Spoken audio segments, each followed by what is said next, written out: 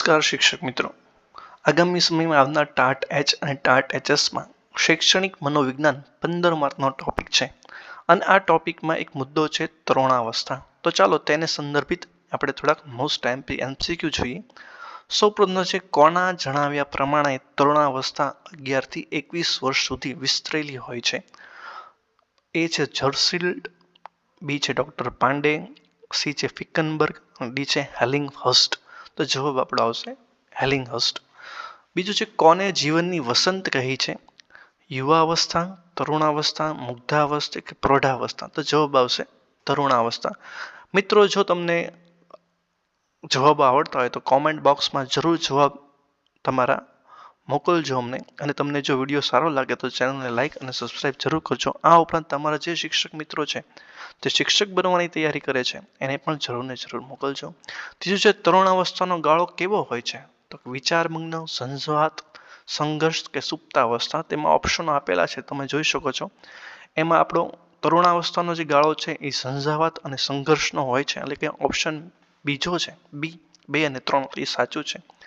ચોથું છે તરુણાવસ્થાનો વ્યાપ જણાવો. 11 થી 21 વર્ષ, 16 થી 18 વર્ષ, 18 વર્ષથી ઉપર કે 12 થી 15 વર્ષ?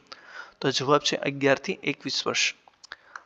પાંચમું છે તરુણાવસ્થા એ જીવનની વસંત છે, આવું કોણે કહ્યું? તો એ છે જર્સીલ્ડ, બી છે ફિકનબર્ગ, સી છે ડોક્ટર પાંડે કે ડોક્ટર પટેલ? તો જવાબ છે આપણો ડોક્ટર પાંડે કહ્યું.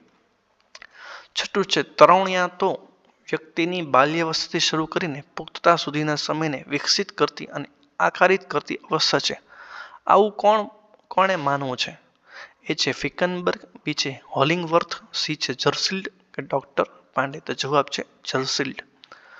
સાતમું છે તરુણાવસ્થામાં વ્યક્તિ પોતાની જાતની સારી રીતે ઓળખતા શીખે છે. પોતાને શું લાગે છે તેનું સચોટ ભાન વ્યક્તિને તરુણાવસ્થામાં થાય છે, આવું કોણે કહ્યું છે?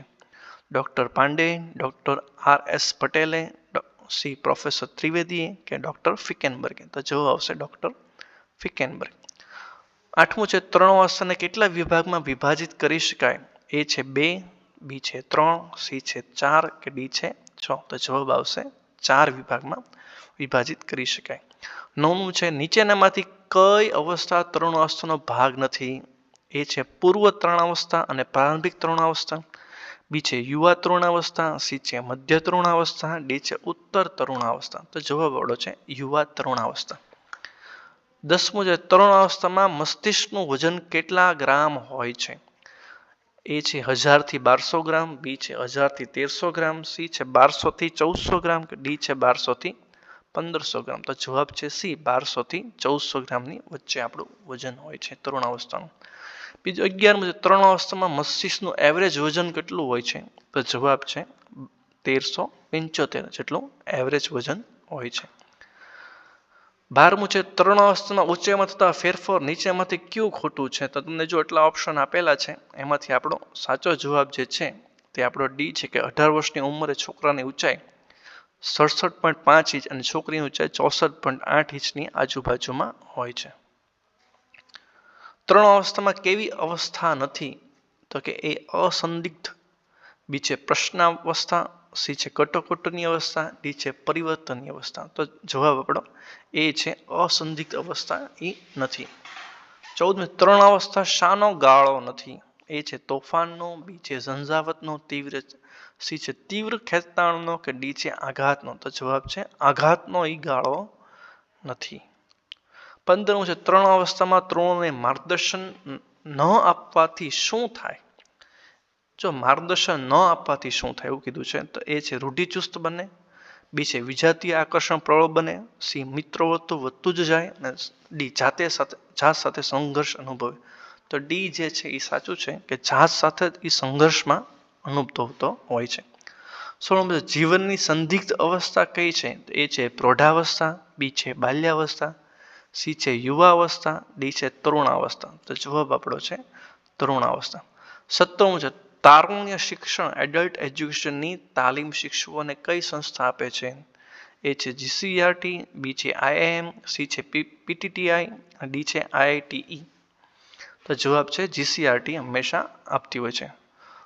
18મું છે કોના મતે તરુણ એટલે તારક તારે તે તરુણ? તો એ છે વિનોબા ભાવે, બી છે ફિક્કેનબર્ગ, સી છે ડોક્ટર પાંડે, ડી છે એક પણ નહીં. તો વિનોબા ભાવે જે છે તે આપણો જવાબ સાચો છે. 19 નીચેનામાંથી તરુણોની સામાજિક વિકાસનું લક્ષણ કયું નથી? તો આપણે જો આમાં A થી D આપણને ઓપ્શન આપેલા છે અને સાચો જવાબ છે તે બી, આ સામાજિક વિકાસનું લક્ષણ નથી. 20 તરુણ અવસ્થામાં સાંવેગિક વિકાસના લક્ષણોમાં નીચેના પૈકી કયું બંધ બેસતું નથી? તો 20 જે છે એમાં ડી ઓપ્શન છે તે સાચો છે. જો તમને અમારા વિડીયો ગમે તો ચેનલને લાઇક, સબસ્ક્રાઇબ અને શેર જરૂર કરજો અને તમારા જે બીજા મિત્રો છે જ્યાં એક્ઝામની તૈયારી કરી છે તેને પણ જરૂર ને જરૂર મોકલજો.